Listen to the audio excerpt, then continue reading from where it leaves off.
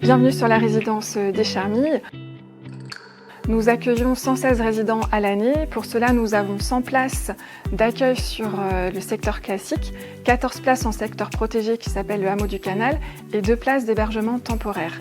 Cela nous permet de répondre à différents besoins du territoire redonné au niveau des personnes âgées. Aujourd'hui, nous sommes 86 professionnels qui nous occupons de ces personnes sur la résidence.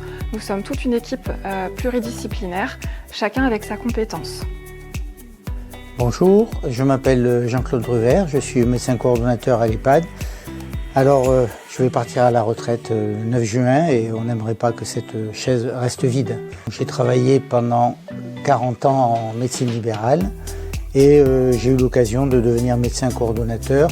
C'est d'abord de faire, bien sûr, comme le nom l'indique, la coordination entre les résidents, leurs familles, la direction, mais surtout j'ai un rôle transversal entre les professionnels de santé libéraux qui interviennent à l'EHPAD, c'est-à-dire les médecins traitants et les kinésithérapeutes libéraux, et le personnel qui est salarié, qui est assez varié, puisque on a un ergothérapeute, on a un psychologue, on a un médecin psychiatre, on a une diététicienne, on a un médecin, un infirmier hygiéniste également.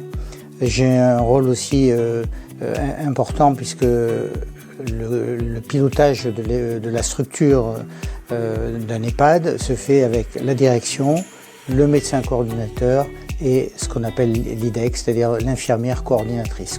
On a 13 missions qu'on peut appeler réglementaires. On a par exemple s'occuper de la prévention épidémique, c'est-à-dire par exemple les périodes de grippe, les périodes de la Covid qui ont été un temps très important. On s'occupe bien sûr des relations avec la famille, on s'occupe des relations également avec la filière gériatrique de l'hôpital, ça c'est quelque chose qui est important, avec l'hospitalisation à domicile, avec l'équipe mobile de soins palliatifs. On s'occupe également de définir la dépendance, le type de dépendance de chaque résident qui est chez nous, ce qu'on appelle la grille Agir, et également la charge en soins. Une tâche nouvelle qui est l'absence de médecin traitant d'un certain nombre de patients qui arrivent à l'EHPAD et pour lesquels on va assurer les soins.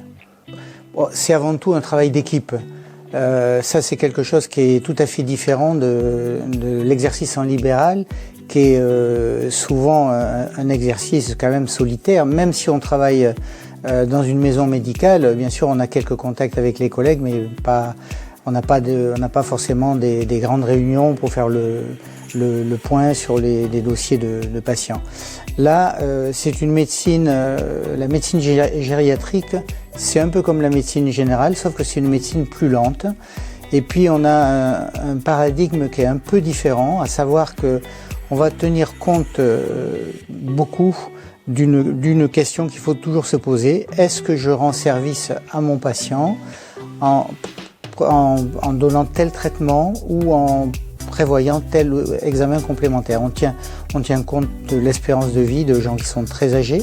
On tient compte aussi de ce qu'on appelle des comorbidités, c'est-à-dire des différentes pathologies qui sont attachées à chaque individu. L'ambiance dans un EHPAD, contrairement à ce qu'on pourrait croire, parce que bien sûr l'âge moyen de nos résidents est élevé, hein, c'est 87-88 ans à peu près, c'est quand même un lieu de vie, contrairement à ce que croient beaucoup les gens.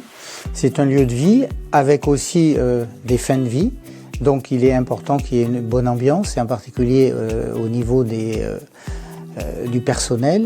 Et c'est cette ambiance, cette collaboration entre tous les personnels professionnels de santé de l'EHPAD qui fait qu'on peut travailler de manière sereine, quoi. Ici, on travaille normalement, c'est-à-dire avec des horaires de bureau. Il n'y a pas d'astreinte, il n'y a pas de garde, et ça, c'est quand même un choix qui est, pour une vie familiale sereine, beaucoup plus important.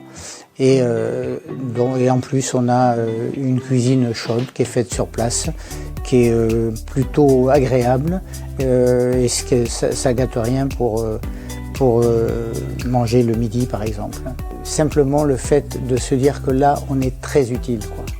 Et rien que ça vaut le coup de venir au travail tous les matins.